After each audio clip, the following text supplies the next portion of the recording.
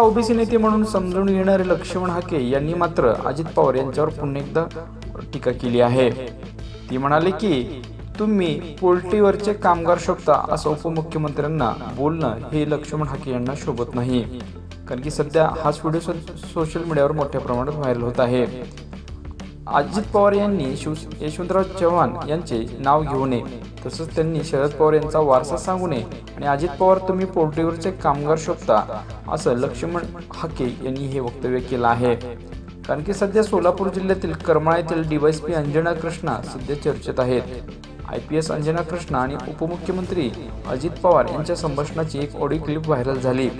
या व्हिडिओमुळे अजित पवार IPS अंजना यांना फोनवरून तंबी देत असल्याचं पाहायला भेटलं। याच प्रकरणावरून अजित पवारने टीका होत आहे। ओबीसी नेते लक्ष्मण हाके यांनीही अजित पवार यांच्यावर निशाणा साधला आहे। त्यामुळे आता अजित पवार यावर काय उत्तर देतील याकडे मात्र सर्वांचं लक्ष लागलं आहे।